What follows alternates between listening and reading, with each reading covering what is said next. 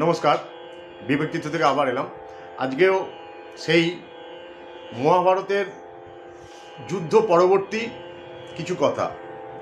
শ্রীকৃষ্ণ দ্বারকায় এই জগৎ ছেড়ে জগতের লীলা শেষ করে তিনি চলে গেছেন, সেই খবর যুধিষ্ঠির এবং তাদের 4 ভাই পেয়েছে। তারাও এই খবর শুনে খুবই মর্মাহত। তারাও আস্তে আস্তে ধ্যান যোগে শ্রীকৃষ্ণের সাথে মিশে গেছেন। দ্রৌপদীও সেই ধ্যানরত অবস্থায় শ্রীকৃষ্ণের সাথে মিশে গেছেন, তাদের আত্মা।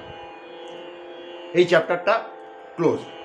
এইবার অভিমন্যুর স্ত্রী উত্তরার গর্ভে যে পুত্র ছিল, মানে বাড়ছিল সেই সময়, তার জন্ম হলো, তার নাম হলো পরীক্ষিত। এটা হলো যুধিষ্ঠিরের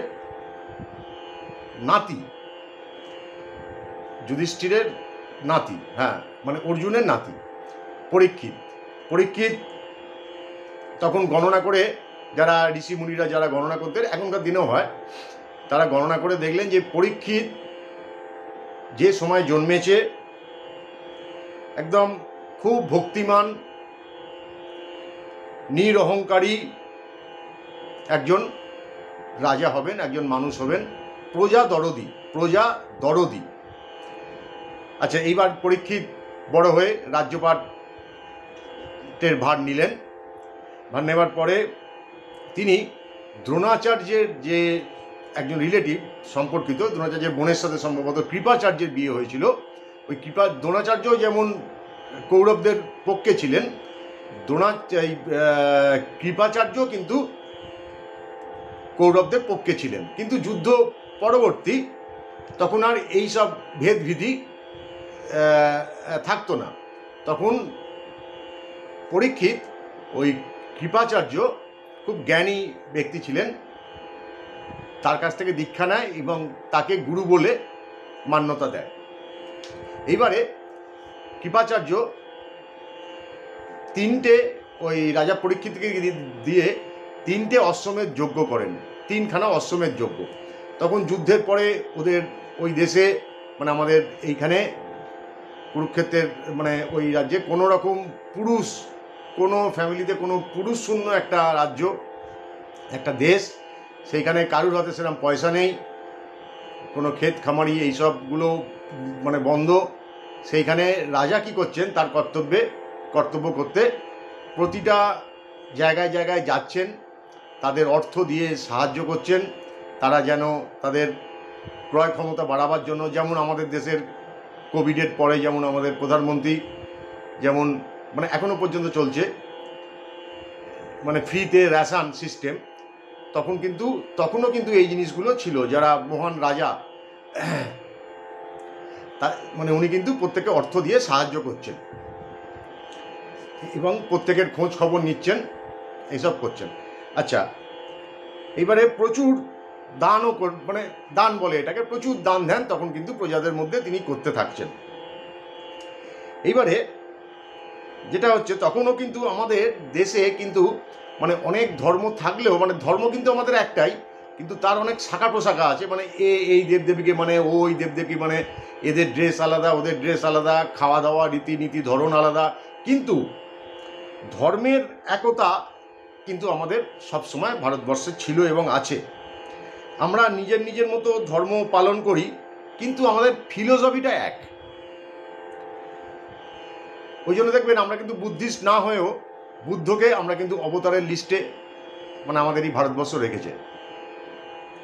এইবার পরীক্ষিত দেখলেন যে একটা রাজার মতো ড্রেস পরা একজন, সে একটা বৃষ মানে একটা ষাঁড় আর একটি গরু গাভী রয়েছে, সেই বৃষটাকে খুব মারছেন, আর বৃষটার চোখ দিয়ে জল বেরোচ্ছে, কাঁদছে। তখন উনি গেলেন, মানে উনি যখন যাত্রাপথে এটা পড়লো দেখলেন, তখন উনি দেখলেন যে আরে এ তো কেন মারছে এরকম করে, গাই বা বৃষকে তো আমাদের তো মারা উচিত নয়। তখন উনি মানে ওর সঙ্গে কথা বললেন, যে তুমি কে, তুমি এরা মারছো, আমার রাজ্যে তো এই জিনিস আমি হতে দেবো না। বলছে আমি হচ্ছে কলি। তখন কিন্তু শ্রীকৃষ্ণ মারা যাওয়ার পরেই কিন্তু কলির মানে আবির্ভাব, আস্তে আস্তে আস্তে আস্তে কলি ঢুকছে। তখন বললো আমি হচ্ছে কলি, সুতরাং আমার কাজটাই তো এইটা, অত্যাচার, অব্যবিচার, ব্যবিচার, লুটপাট, অশান্তি, দাঙ্গা, এইটাই তো, এই জন্যই তো আমি এসেছি। বলছে না, আমি যতদিন থাকবো ততদিন কিন্তু তোমাকে আমার রাজ্যে আমি তোমাকে প্রবেশ করতে দেবো না।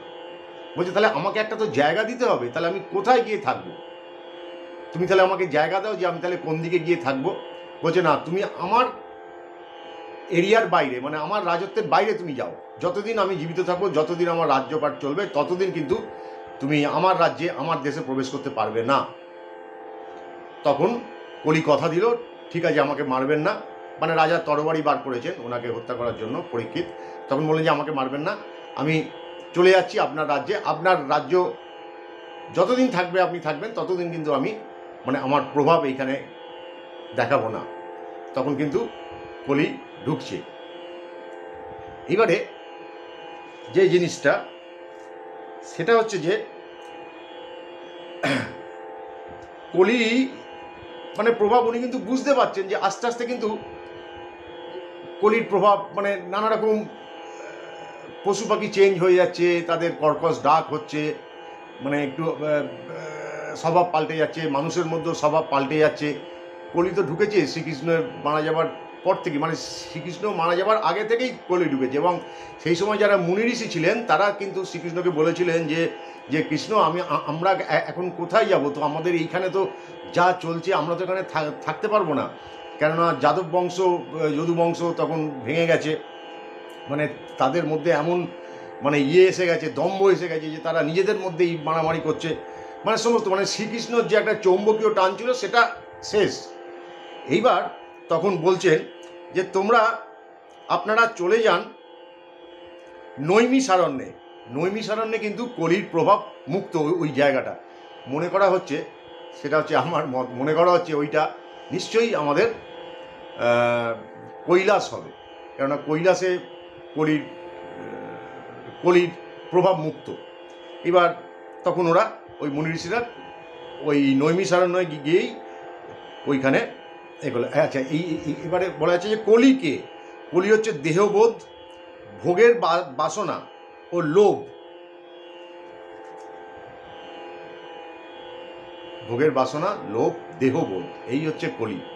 এবং কেউ কাউকে বিশ্বাস করে না, কেউ কাউকে সম্মান করবে না, মানে এইটাই, ভালো আছে খারাপও আছে, খারাপের সংজ্ঞাই সব থেকে বেশি।